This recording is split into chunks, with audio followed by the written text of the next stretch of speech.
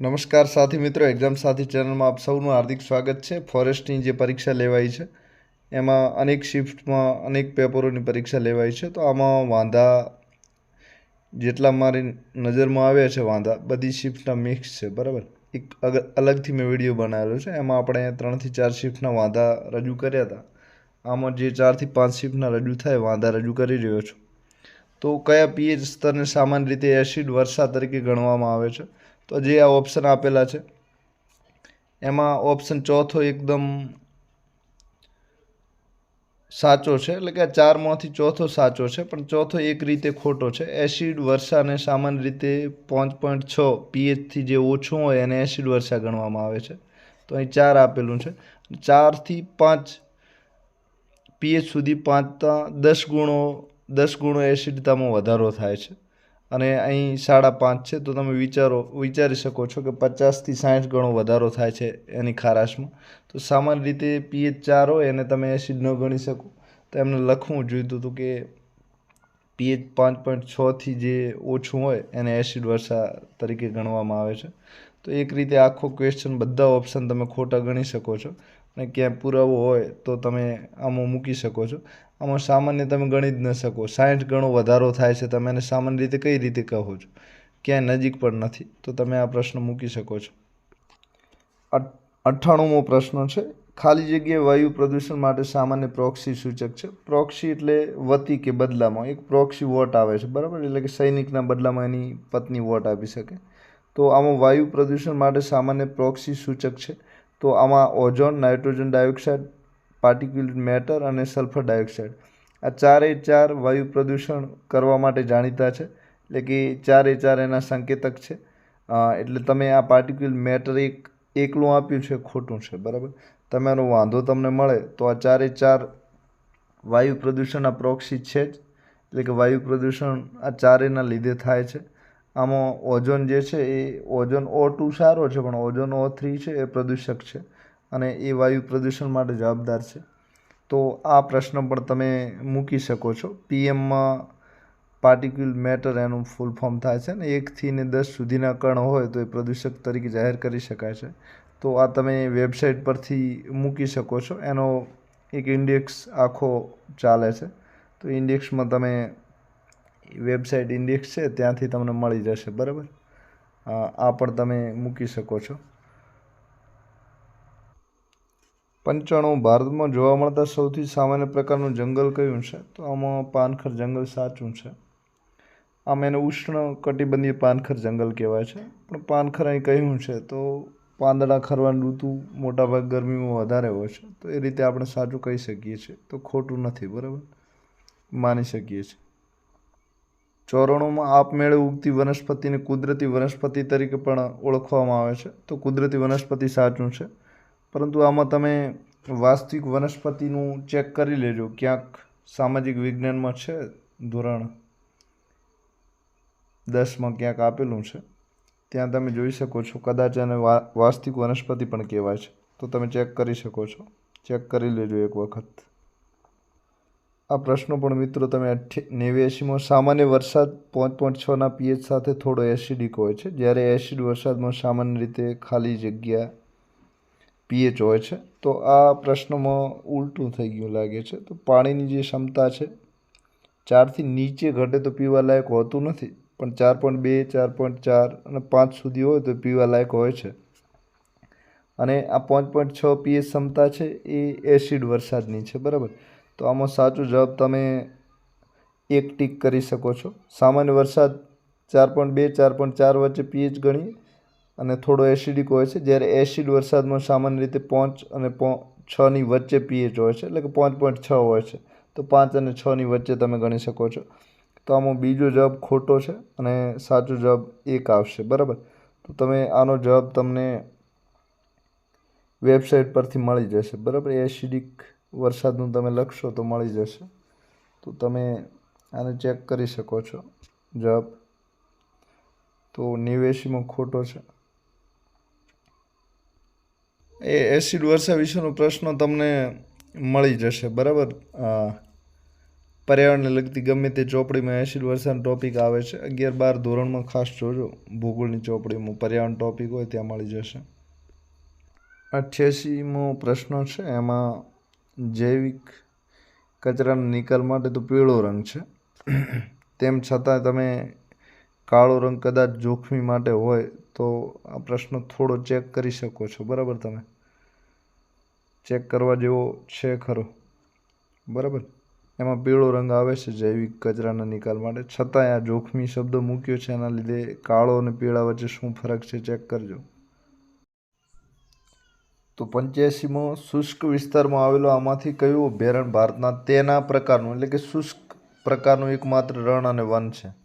તો એકમાત્ર રણ પણ છે અને વન પણ છે. બરાબર, એટલે કે શુષ્ક રણ અને વન આ ત્રણ આમાં ભેગું થાય છે. તો આમાં કચ્છનું જંગલી ગધેડાનું અભયારણ્ય પણ આવી શકે છે, નારાયણ સરોવર અભયારણ્ય પણ હોઈ શકે છે. તો આ તમે ચોથો ઓપ્શન ચેક કરી શકો છો, ભારતીય જંગલી ગધેડાઓનું અભયારણ્ય. બરાબર, આ બધા જ કચ્છના છે અને ભારતનું એકમાત્ર કીધું હોય તો કચ્છનું નારાયણ આવતું તો બાકીના પણ આવી શકે છે. તો બની ઘાસના મેદાન તો અભયારણ્ય નથી, પણ આ ભારતીય જંગલી ગધેડાઓનું જે અભયારણ્ય છે એ છે, તો એ તમે ચેક કરી શકો છો. બરાબર, 84મો તો બરાબર લાગે છે. બરાબર, ભારતમાં સ્વચ્છ ગંગા માટે રાષ્ટ્રીય મિશન કાર્યક્રમનો હેતુ શું છે? તો ગંગા નદીને તેની ઉપનદીઓનું સંરક્ષણ અને કાયાકલ્પ કરવું, આ મુખ્ય છે, મેઇન ઓબ્જેક્ટિવ. બીજા છે 10 ઓબ્જેક્ટિવ, પણ એમાં પીવાનું શુદ્ધ પાણી અને પ્રવાસન નથી આવતા. બરાબર, એમ લાગે છે દેખીતી નજરે, ખરેખર નથી આવતા. બરાબર, જે મેઇન 10 ઓબ્જેક્ટિવ છે એમાં. 77મો, પ્રદૂષણ નિવારણમાં ખાલી જગ્યાનો સમાવેશ થાય છે. તો રિસાયકલિંગ આવે છે, રીયુઝ આવે છે, અને એક ત્રીજો છે આરવાળું, આ ત્રણેય આવે છે. રેડ્યુસ છે, આ ત્રણ આવે છે. સંરક્ષણ અને કચરો ઘટાડો પણ આવે છે.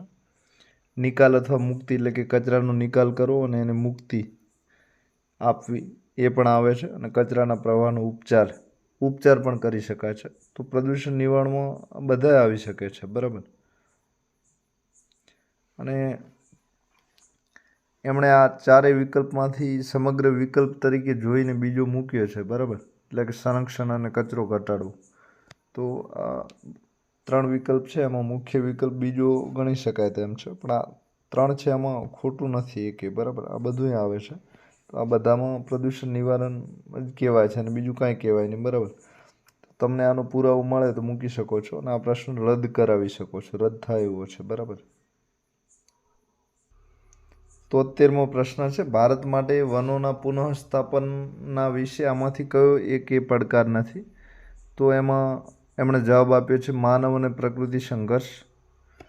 ગરીબી અને ધિરાણ તો પડકાર છે, સાચું છે. વિસ્તારની ઓળખ અને ઉપલબ્ધતા ન થાય એ પણ એક પડકાર છે, એ પણ સાચું છે. યોગ્ય વ્યૂહરચના સાથે સંશોધનનો અભાવ એ પણ પડકાર છે. અને હું તો એવું કહું છું કે આ માનવ ગરીબી અને ધિરાણ ન ઘટાડે, વિસ્તારની ઓળખ અને ઉપલબ્ધતા ન કરે, યોગ્ય વ્યૂહરચના અને સંશોધનનો અભાવ ન ટાળે તો માનવ એક ખુદ પડકાર છે. આ બધા પડકાર માનવના લીધે થયા છે અને એમાં માનવ અને પ્રકૃતિ આ બંનેનો સંઘર્ષ થાય જ છે. એના લીધે તો વનો ઘટી રહ્યા છે અને એ વનોને વધારવા માટે માનવ સંઘર્ષરૂપ છે એમાં માની શકાય તેવું છે. કારણ કે આ ઔદ્યોગિકરણના લીધે વનોનો નાશ કરવામાં મુખ્ય ભૂમિકા ભજવી તો માનવે કરી છે. તો આ ઓપ્શન મને તો ખોટો લાગે છે, તમે પણ વિચારી શકો છો. બરાબર, 73 નંબરનો ખોટો છે ઓપ્શન.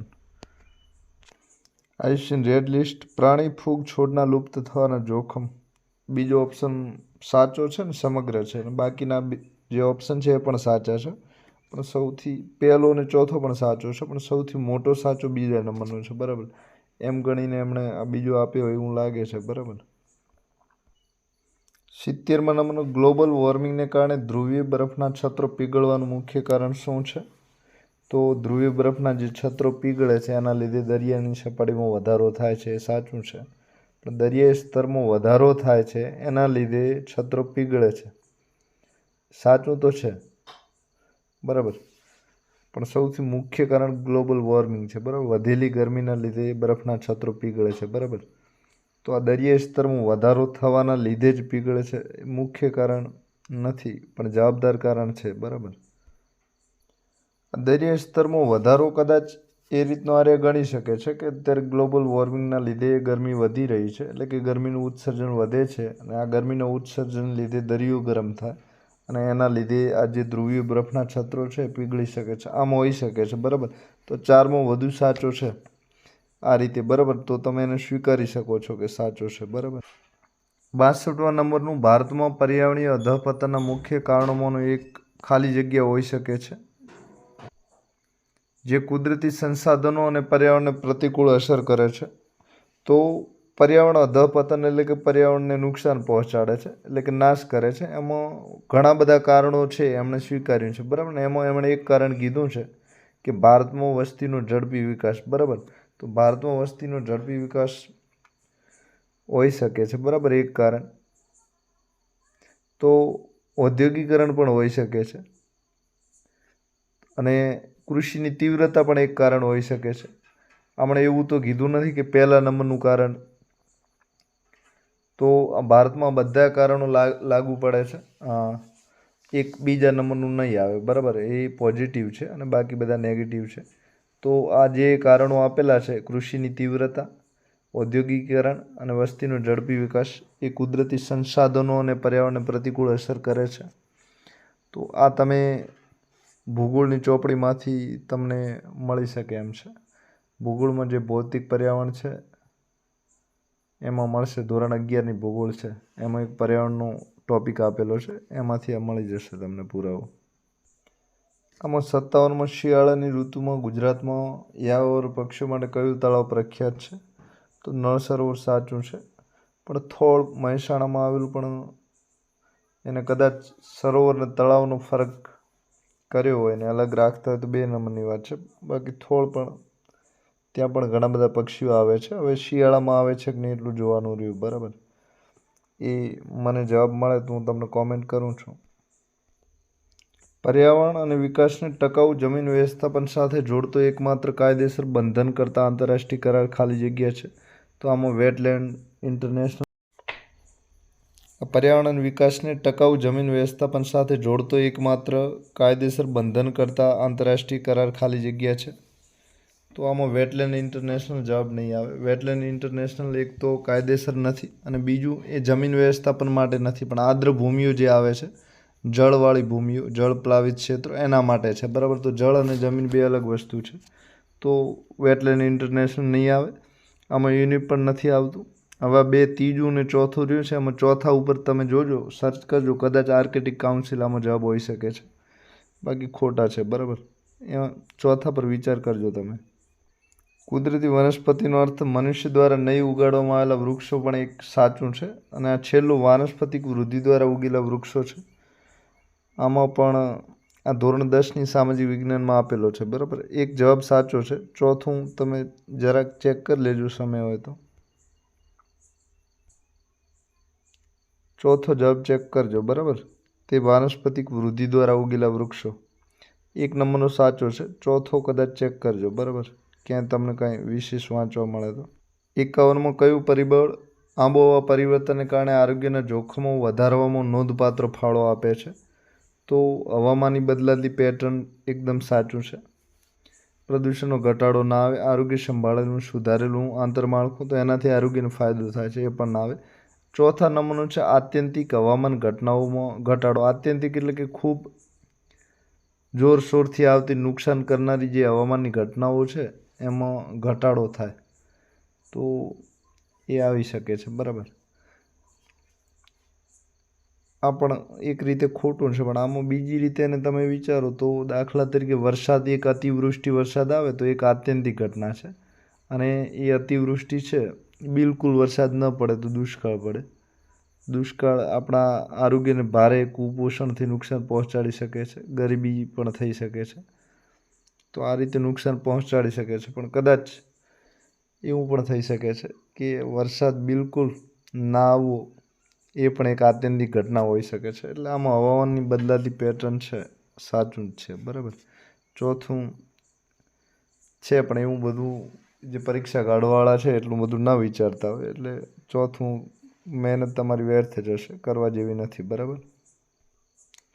નીચેનામાંથી શુદ્ધ વિધાન શોધો. 41માં આ પ્રશ્ન ખોટો છે. આમાં અશુદ્ધ વિધાન શોધો એવું આપવાનું હતું અને એમણે પ્રશ્ન બનાવી દીધો છે શુદ્ધ વિધાન શોધો. તો બાકીના 1, 2 અને 4 સાચા છે અને આ ત્રીજું છે એ ખોટું છે. બરાબર. શુદ્ધ ગાયનું દૂધ પીવું ના આવે, પણ ગાયનું શુદ્ધ દૂધ પીવું એવું આવે. બરાબર. ગાયને આપણે ચેક ન કરી શકીએ કે શુદ્ધ છે કે અશુદ્ધ છે.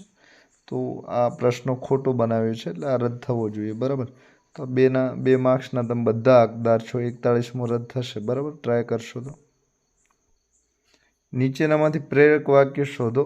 તો આમાં પહેલું, બીજું, 3 તો ખોટા છે જ. ચોથું, લોકોએ ચોર આગળ કામ કરાવ્યું. આ ચોથું પણ ખોટું છે. લોકોએ ચોર આગળ નહીં પણ ચોર પાસે આવે. તો આ આગળ એક અલગ શબ્દો અહીં મૂક્યો છે. તો લોકોએ ચોર પાસે કામ કરાવ્યું આવી શકે છે. આગળ ખોટો શબ્દો છે. બરાબર. ક્યાંય સુધારો થાય તો તમે આને ઓબ્જેક્શન ઉઠાવી શકો છો. 13મું કદાચ ચેક કરી લેજો. ગંગા સતી અને પાનભાઈ ગુજરાતના છે કે નહીં. બરાબર. ભક્તિ પરંપરામાં ભજનો ગાવ્યા છે એટલે ભક્તિની નજીક જ ગણાય. જોઈ લેજો. બરાબર. 2011ની વસ્તી ગણતરી મુજબ ગુજરાતમાં સ્ત્રી સાક્ષરતા દર કેટલો છે? તો આ જવાબ ખોટો છે. બરાબર. તમે બધા જાણો છો 70ની આસપાસ છે. ગુજરાતનો સાક્ષરતા દર 78% છે. એમાં પુરુષોનો કંઈક 82 જેવો છે અને મહિલાઓનો 74 જેવો છે. એટલે આજે 0.70% છે એ ખોટો છે. બરાબર. તમે ચેક કરી શકો છો. તો આ ઓબ્જેક્શન મૂકી દેજો. બરાબર. 0 પોઈન્ટ આપણી સાક્ષરતા નથી. સ્ત્રીઓ તો ઘણી ભણેલી છે એટલે તમે સુધારો મૂકજો. બરાબર.